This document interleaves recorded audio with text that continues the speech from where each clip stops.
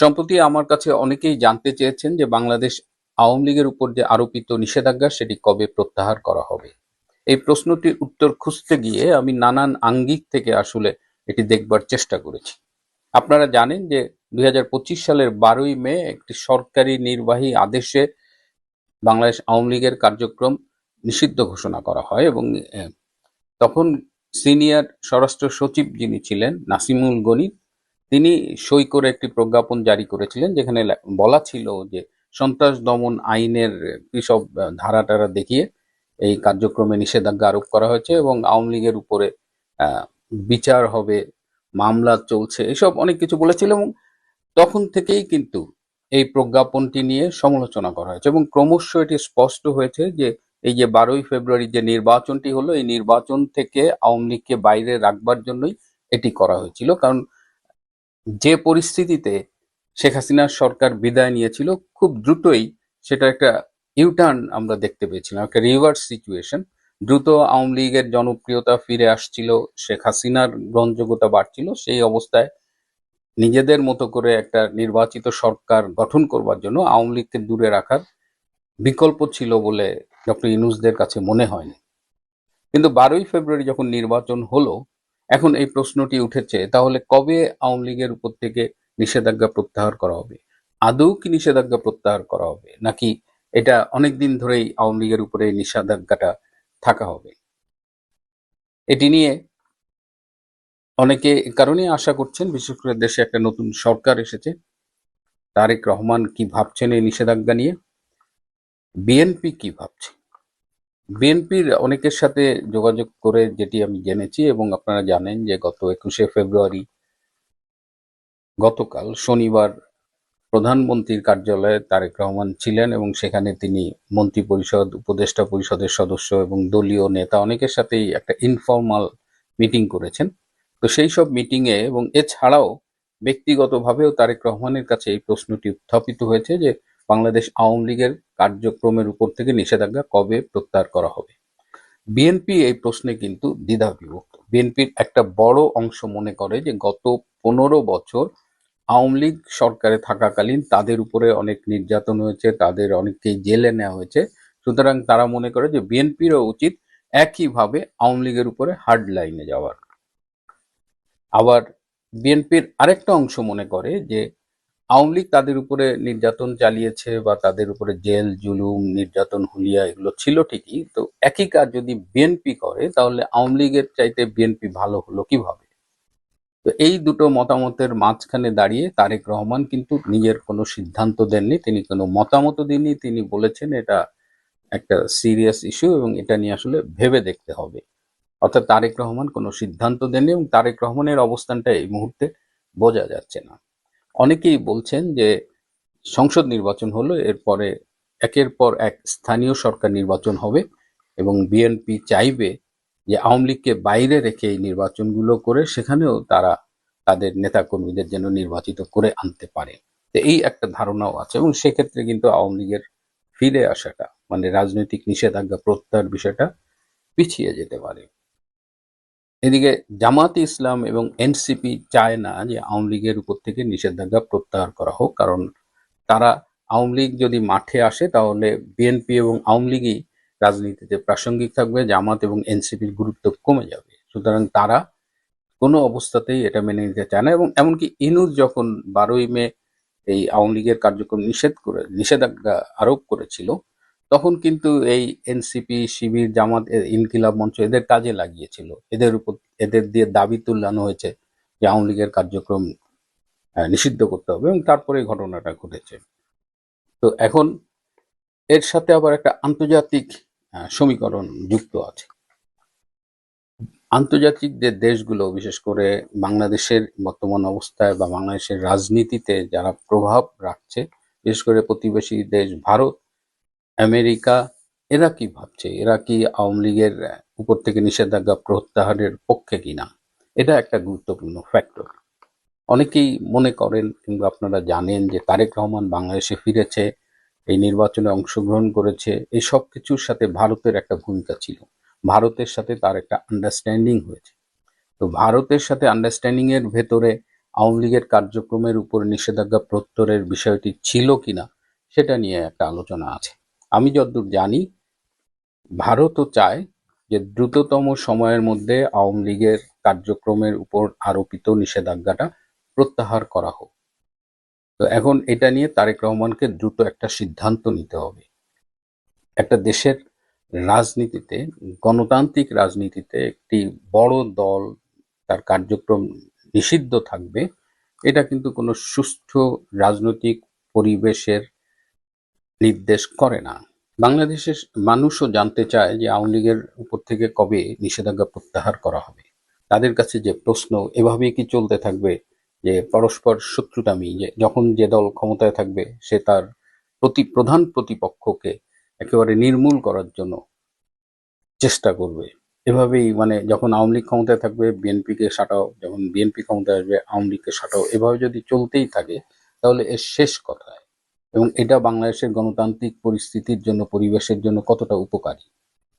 আমরা গত 15 বছর দেখেছি, এটা অস্বীকার করবার কিছু নাই যে বিএনপির অনেক কেন্দ্রীয় নেতার বিরুদ্ধে অনেক মামলা ছিল, 200-300 করে মামলাও অনেক কেন্দ্রীয় নেতার বিরুদ্ধে ছিল।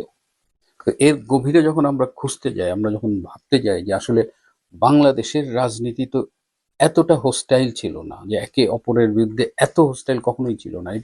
এটার উৎসমূল খুঁজতে গিয়ে কিন্তু আমরা 2004 সালের 21শে আগস্টে গিয়ে আটকে যাই। ওই 21শে আগস্ট আওয়ামী লীগের কেন্দ্রীয় নেতৃবৃন্দকে শেখ হাসিনা সহ গ্রেনেড মেরে শেষ করে দেওয়ার যে নৃশংসতা দেখিয়েছিল সেই সময়ের বিএনপি সরকার, বিএনপি জামাত জোট সরকার, এবং অনেকেই বিশ্বাস করি আমরা যে এর পেছনে তারেক রহমান, আলী আহসান মুজাহিদ এরা জড়িত ছিল এবং হাওয়া ভবনে বসেই এই ষড়যন্ত্রটা করা হয়েছিল। তারপর থেকেই কিন্তু রাজনীতিতে যে হিংসার, একটা প্রতিহিংসার বীজ রোপিত হয়েছে, সেখান থেকে আমরা আসলে বেরিয়ে আসতে পারিনি। আদালত একদম সব শেষে আসিফ নজরুলের আমলে তারেক রহমানকে হয়তো খালাস দিয়েছে, কিন্তু তারেক রহমান তো জানেন 2004 সালের 21শে আগস্টের ওই গ্রেনেড হামলায় তার কি ভূমিকা ছিল। সুতরাং আজকের এই পরিস্থিতিতে যদি কোনো উন্নতি ঘটাতে হয়, তারেক রহমানেরও একটা দায়িত্ব থেকে যায়। যেহেতু 2004 সালের 21শে আগস্ট একটা ক্ষত সৃষ্টি হয়েছিল এবং সেই ক্ষত থেকে বাংলাদেশের রাজনীতি ক্রমাগত মানে মূল দুটো দল পরস্পর থেকে দূরে সরে গিয়েছিল, সেই জায়গা থেকে আবার সুস্থ স্বাভাবিক পরিবেশ ফিরিয়ে আনার জন্য তারেক রহমানকেই উদ্যোগ নিতে হবে। যদি আজকে আওয়ামী লীগকে রাজনীতির মাঠে আসতে না দেওয়া হয়, যদি বাধা দেওয়া হয়, তাহলে সেই সুযোগ নেবে 71-এর পরাজিত শক্তি জামাত এবং তাদের B team, C team, NCP এবং অন্যান্য যারা আছে, এবং তারা আলটিমেটলি তারেক রহমানের ঘাড়েই উঠে বসবে। আজকে যে বিএনপি সরকার গঠন করেছে সেটা সম্ভব হয়েছে কেবলমাত্র তৃণমূলের আওয়ামী লীগ নেতাকর্মী এবং হিন্দু ধর্মের ভোট পাওয়ার কারণে। না হলে ওয়াকার এবং ইনুস যে গুটি সাজিয়েছিল তাতে এবারই জামাত ক্ষমতায় চলে যেত। তো এই পরিস্থিতি বিবেচনায়, যেহেতু এখনো তারেক রহমান বিষয়টা নিয়ে মুখ খোলেননি, সেহেতু আমাদের অনুরোধ থাকবে যে বাংলাদেশের রাজনীতির বৃহত্তর স্বার্থে অবিলম্বে আওয়ামী লীগের কার্যক্রমের উপর থেকে নিষেধাজ্ঞা তুলে নেওয়া হোক। এর ব্যত্যয় ঘটিয়ে যদি আওয়ামী লীগকে দূরে রাখার চেষ্টা করা হয়, তাহলে বুঝতে হবে যে আওয়ামী লীগও কিন্তু একেবারে মুখ বন্ধ করে বসে থাকবে না। আওয়ামী লীগ কিন্তু অনেক ধৈর্যের পরিচয় দিয়ে চেষ্টা করছে যে আলোচনার মাধ্যমে এই বিষয়ের একটা সুরাহা করতে, এবং এই আলোচনাগুলো আমাদের দৃষ্টির আড়ালেই হয়ে থাকে, শীর্ষ নেতৃত্বের মাঝে আলোচনার মাধ্যমেই হয়ে থাকে। তো সেই দিকে পুরো দেশবাসী তাকিয়ে আছে। যুক্তরাষ্ট্রের সুপ্রিম কোর্ট গত 20শে ফেব্রুয়ারি প্রেসিডেন্ট ট্রাম্পের ব্যাপক পাল্টা শুল্ক, যেটাকে বলে রেসিপ্রোকাল ট্যারিফ, সেটাকে অবৈধ ঘোষণা করেছে, যা ট্রাম্পের অর্থনৈতিক নীতির উপর একটি বড়সড় ধাক্কা। এই রায় ট্রাম্প প্রশাসনকে রাজনৈতিক ও অর্থনৈতিকভাবে চাপে ফেলেছে। ট্রাম্প প্রশাসনের বিপদটা ঠিক কীরকম? এটা তার শুধু অর্থনৈতিক নয়, রাজনৈতিক পরাজয়। যুক্তরাষ্ট্রের সুপ্রিম কোর্টে এবং বেশ কিছু নিম্ন আদালতে বিচারপতিদের নিয়োগ দেন রাষ্ট্রপতি ও সেই সব রাজ্যের গভর্নররা। এটা অনেক সময় রাজনৈতিক নিয়োগ। যুক্তরাষ্ট্রের সুপ্রিম কোর্টে মোট 9 জন বিচারপতি রয়েছেন। রিপাবলিকানদের নিযুক্ত বিচারপতির সংখ্যা হলো 6, যাদের মধ্যে ট্রাম্পের নিজের আগেরবার এবং এবারে নিযুক্ত রিপাবলিকান বিচারপতি হচ্ছেন 3 জন। 3 জন এবং এর 6 জনের মধ্যে ট্রাম্প 3 জন এবং আর এক রিপাবলিকান রাষ্ট্রপতি জর্জ ডব্লিউ বুশের নিযুক্ত করা তারা হচ্ছেন 3 জন। তার মানে মোট হলো 6 জন। আর বিরোধী ডেমোক্র্যাটদের নিযুক্ত বিচারপতি হলেন 3 জন। সুতরাং ভোটে হারের কথা ছিল না ট্রাম্পের, তবু তিনি হারলেন। কত ভোটে? 3-6 ভোটে। ট্রাম্প পেয়েছেন 3 ভোট ট্রাম্পের পক্ষে, আর 6 ভোট গেছে ট্রাম্পের বিপক্ষে। অর্থাৎ তার দলের মনোনীত বিচারপতিদের মধ্যে থেকে নিযুক্ত 3 জন বিচারপতি তার বিরুদ্ধে ভোট দিয়েছেন। এটি ট্রাম্পের জন্য অপ্রত্যাশিত পরাজয়, কারণ তার নিযুক্ত বিচারকরাই তার শুল্ক নীতি খারিজ করে দিয়েছেন। আর শুল্ক নীতি এভাবে খারিজ করার ফলে ট্রাম্পের পরাজয় হয়েছে। ট্রাম্পের প্রশাসনের আর্থিক অবস্থা খারাপ হয়েছে, কিন্তু পৃথিবীর বিভিন্ন দেশ তারা কিন্তু এর ফলে তাদের ভালো হয়েছে। আর এই বিভিন্ন দেশ যারা ভালো হয়েছে তাদের মধ্যে রয়েছে বাংলাদেশ। সব থেকে ভালো যে দেশগুলো রয়েছে তাদের মধ্যে একটা আছে বাংলাদেশ।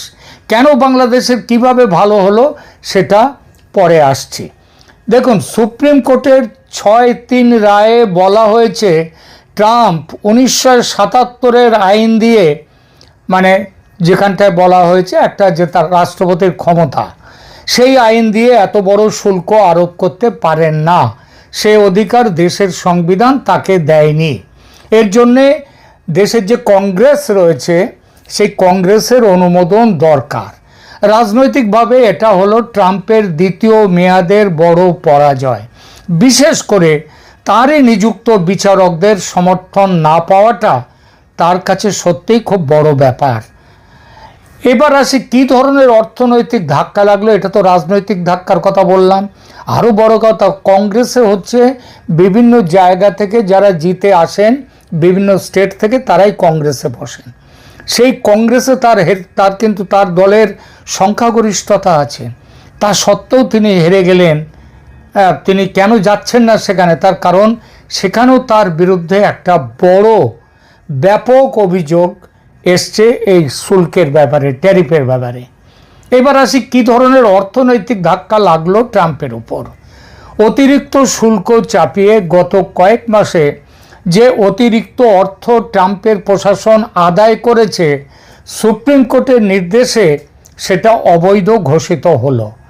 আর এই অবৈধ ঘোষিত হওয়াতে আইন মতে সেটা ফেরত দিতে হবে। ট্রাম্প প্রশাসনকে সেই টাকা ফেরত দিতে হবে। কাদেরকে ফেরত দেবেন? সে যে দেশ থেকে মাল এসছে তাদের না, আমেরিকার ব্যবসায়ীদের ফেরত দিতে হবে, যারা এই অতিরিক্ত শুল্ক দিয়ে অন্য দেশ থেকে মাল আমদানি করেছিল। ব্যবসায়ীরা এই অতিরিক্ত শুল্ক আদায় করেছিল কাদের কাছ থেকে? সাধারণ উপভোক্তাদের কাছ থেকে। উপভোক্তারা অর্থাৎ কনজিউমার বাধ্য হয়েছিল বেশি দামে এসব জিনিস কিনতে। তারা মানে কনজিউমার, আমেরিকার যে সাধারণ মানুষ, তারা এইবার সেই টাকাটা ফেরত পাবে। এটাই হলো এই নিয়ম।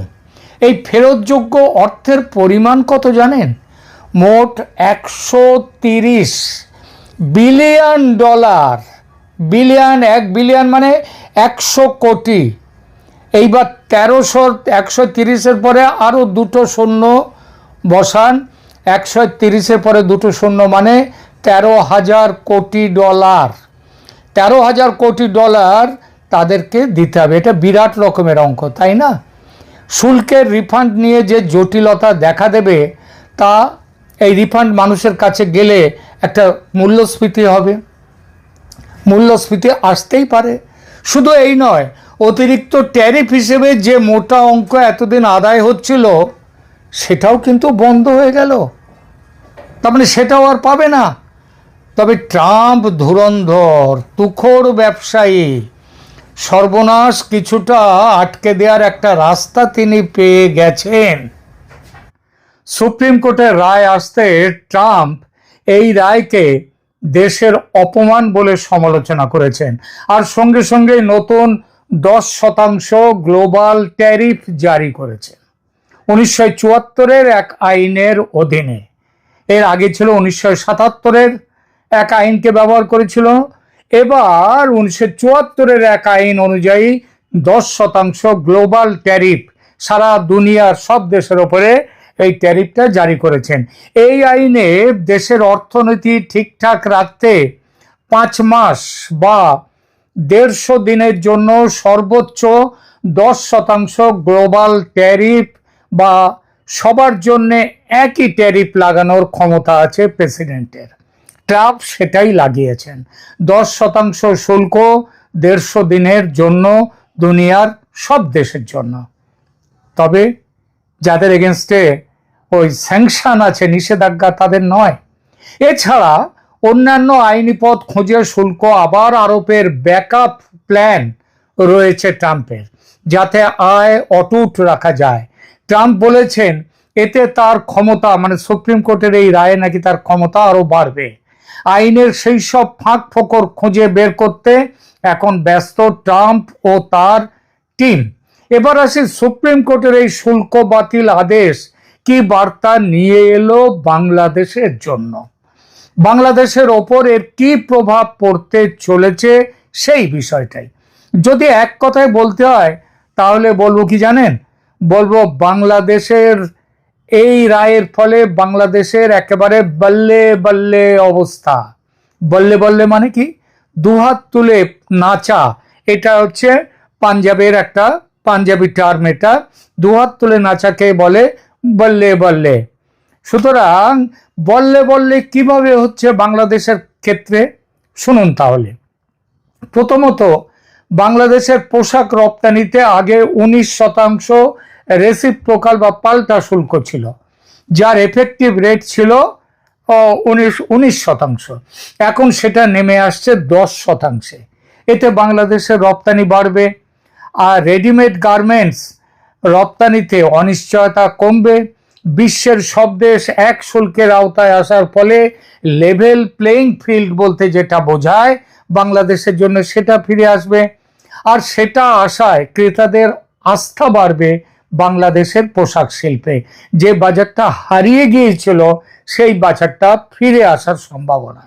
কিন্তু এহ বাহ্য, আগে কহ আর, এর বাইরে আরো অনেক কিছু আছে। বাংলাদেশের আসল লাভের কথাটা বলিনি, সেটা এবার বলছি। যুক্তরাষ্ট্র বাংলাদেশের মধ্যে গত 9 ফেব্রুয়ারি মানে নির্বাচনের ঠিক 3 দিন আগে স্বাক্ষরিত হয় একটি গোপন বাণিজ্য চুক্তি। এই চুক্তিটি তৈরি হয়েছিল ট্রাম্পের রেসিপ্রোকাল ট্যারিফের উপর ভিত্তি করে। 19% শুল্ক হ্রাসের 19% শুল্ক নিয়ে যাওয়ার কথা ছিল সেখানটায়। সুপ্রিম কোর্টের রায় এই চুক্তির আইনি ভিত্তি দুর্বল করে দিয়েছে। চুক্তিতে যুক্তরাষ্ট্র বাংলাদেশি পণ্যের ওপর শুল্ক 20%-এর পরিবর্তে 19% করেছিল, এবং নির্দিষ্ট টেক্সটাইলে যেমন মার্কিন তুলা ব্যবহার করে মার্কিন দেশ থেকে কটন নিয়ে এসে সেই কটনে যদি পোশাক তৈরি হয় তাহলে তার উপরে বলেছিল 0% শুল্ক। এর বিনিময়ে বাংলাদেশ চুক্তি করেছিল কি, এই সুবিধাটা পাওয়ার জন্য করেছিল বেশি দামে আমেরিকা থেকে গম কিনবে, ভুট্টা কিনবে, সয়াবিন কিনবে, পোশাক শিল্পের জন্য যে তুলো সেগুলো কিনবে, বিফ কিনবে, তারপরে তো বিভিন্ন ডেয়ারি প্রোডাক্টস কিনবে, সমস্ত রকম কৃষি পণ্য কিনবে, এবং সেগুলো কিন্তু স্বেচ্ছায় নয়, বাধ্যতামূলকভাবে কিনতে হবে। বাড়ির পাশের দেশ ভারত থেকে যদি কম দামে কোনো তুলো পায়, কোনো জিনিস পায়, তাহলে সেগুলোও কেনা যাবে না, সেগুলোও কিনতে পারবে না। এছাড়া মোটর গাড়ির যন্ত্রপাতি, আপনারা জানেন বাংলাদেশের মোটর গাড়ির যন্ত্রপাতি বেশি বিশেষভাবে যায় দিল্লি থেকে। সো মোটর গাড়ির যন্ত্রপাতি গাড়ি কেনার জন্য বাংলাদেশের বাজার এই সবগুলো আমেরিকার উপরে নির্ভর করবে, সেইভাবে চুক্তিটা হয়েছিল। তবে সবচেয়ে সাংঘাতিক ছিল বিনা প্রয়োজনে বাধ্যতামূলকভাবে ডলার খরচ করে 34টা বোয়িং বিমান কিনতে বাধ্য ছিল বাংলাদেশ। দরকার নেই বাংলাদেশের বিমান, বোয়িং বিমান, তবু সেটা কিনতে হবে। আর কি ছিল, চীন থেকে কিংবা অন্য দেশ থেকে যদি সস্তায় অস্ত্রশস্ত্র কেনা যায় সেটা কিনতে পারবে না, কারণ তার উপরে নিষেধাজ্ঞা ছিল। সুপ্রিম কোর্টের এই রায়ের ফলে এই চুক্তিটা একেবারে ঘেঁটে গেল, চুক্তিটাই অকার্যকর হয়ে গেল। কোর্ট বলেছে রেসিপ্রোকাল ট্যারিফ অবৈধ। আর এই অবৈধ বলায় চুক্তির যেটা ভিত্তি, যেটা ইও 14257 মানে 14,257 যে অর্ডার এবং 14,346, এই দুটো চুক্তির ভিত্তিটা নষ্ট হয়ে গেল এবং এই চুক্তি এখন বাংলাদেশের জন্য আর বাধ্যতামূলক নয়। ফলে মহামতি ইউনূস বাংলাদেশকে যেভাবে মার্কিন স্বার্থে বেচে দিয়ে গিয়েছিলেন, ঈশ্বরের অযাচিত কৃপায় সেই বিক্রিনামা বাতিল হয়ে গেল। বাংলাদেশের বাণিজ্য সচিব মাহবুবুর রহমান বলেছেন, গোপন বাণিজ্য চুক্তি আর বাইন্ডিং নয় এবং বাংলাদেশের শর্ত মানতেও আর বাধ্য নয়। বিশেষজ্ঞরা বলছেন এটি বাংলাদেশের পক্ষে কি হলো জানেন, মেঘ না চাইতেই জল। কারণ চীনা আমদানির ওপর নিষেধাজ্ঞার শর্ত এড়ানো যাবে, ভারতের তুলো, গম, পার্টস, মোটর পার্টস নিজের পছন্দ মতো কিনতে পারবে। 37,000 কোটি টাকা দিয়ে আমেরিকা থেকে 34টা বোয়িং বিমান কেনার দরকার নেই, কিনতে হবে না। এই জন্যই বলেছি সুপ্রিম কোর্টের রায়ে বাংলাদেশের একেবারে বল্লে বল্লে। কদিন আগে বাংলাদেশকে এই অবস্থায় যিনি নিয়ে গিয়ে ফেলেছেন, সেই মহামতি ইউনূস বিদায় নিয়েছেন। এবার বিদায় নিল ইউনূসের দেশ বিক্রির যে গোপন চুক্তি। সেটা একটা কথা আছে না, আল্লাহ যখন দেয় ছপ্পর ফাটিয়ে দেয়। বাংলাদেশে এখন বোধহয় আল্লাহ ছপ্পর ফাটিয়ে দেওয়ার সময় সেই আশীর্বাদ দিয়েছেন বাংলাদেশকে। এক তো ইউনূস শাসন বিদায় হলো, এলো তারেক রহমানের শাসন, আর তারপরে যে চুক্তিতে বাংলাদেশ বিক্রি হয়ে গিয়েছিল আমেরিকার কাছে, সেই চুক্তিটা সুপ্রিম কোর্টের রায়ে বাতিল হয়ে গেল। বললে বললে নয়। আপনাদের কি অভিমত সেগুলো জানাবেন কমেন্ট করে, আর এই চ্যানেলকে সাবস্ক্রাইব করবেন। ধন্যবাদ, এখনকার মতো রাখছি।